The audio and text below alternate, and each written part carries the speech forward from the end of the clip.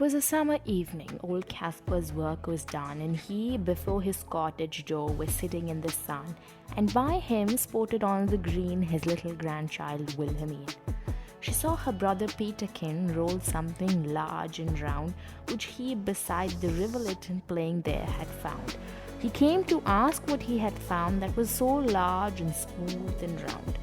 Old Caspar took it from the boy, who stood expectant by, and then the old man shook his head, and with a natural sigh, "'Tis some poor fellow's skull," said he, "who fell in the great victory. I find them in the garden, for there's many hereabout, and often when I go to plough, the ploughshare turns them out. For many thousand men," said he, "were slain in that great victory." "Now tell us what it was all about, young Peterkin," he cries, and little Wilhelmine looks up with wonder-waiting eyes. "Now tell us all about the war and what they fought each other for." "It was the English," Caspar cried, "who put the French to rout. But what they fought each other for, I could not well make out.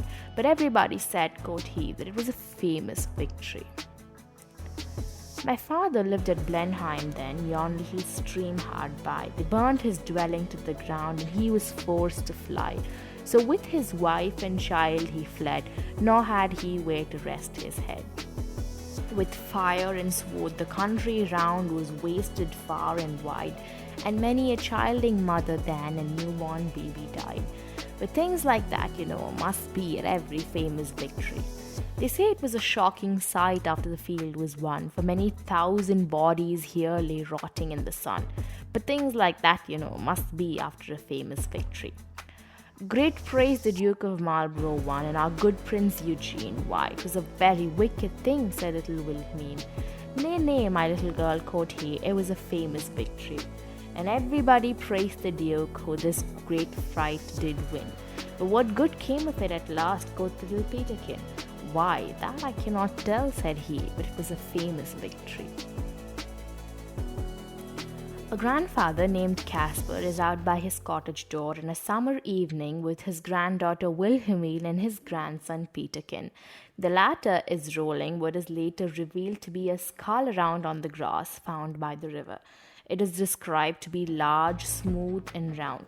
Caspar says he finds them in the garden and when he goes out to plough, because so many men were slain in the war. When the children ask Caspar what the war was fought for, Caspar can only say the French and the English participated, but not why they fought. His father lived in Blenheim then. His home was burned down, and he fled the country with his wife and child left homeless. The entire country was laid to waste by ammunition, and many pregnant mothers and newborn babies were killed. He goes on to say that these horrors are the cause of a great victory. He describes how many thousand bodies were found on the field. But again, those are the natural consequences of a famous victory. And the girl refers to it as a wicked thing. He says it was a famous victory. Everybody praised the Duke of Marlborough and the Prince Eugene. The last few lines are telling. The girl asks the grandfather what good came of the war, and he says he cannot say that, but it was a famous victory. There are instances of alliteration in the poem, especially in the lines "with wonder-waiting eyes now tell us all about the war and what they fought each other for." The more important poetic device, and one that's used to great effect, is repetition. We repeatedly hear the old grandfather say that it was a great victory or that it was a famous victory, and that repetition is important to drive home the irony of the poem, that however great the result of the war might be, at the end of the day, it was paid for with the blood of living, breathing human beings.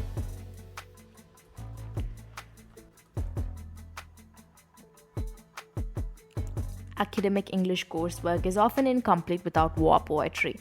It begs the question, why must tender minds be made to meet the images of skull and blood-stained tatters? And then you realize that if there's any hope at all of our children growing up without fearing the school building collapsing on them from a missile, we must grow up knowing what the missile does. After all, if little Peterkin and Wilhelmine must chance upon polished skulls during their afternoon play, so must we. This poem, rife with irony in its own twisted way, presents the perspectives of both that declare war and those that fight it. The refrain, the sustained repetition of famous victory, is not an accident.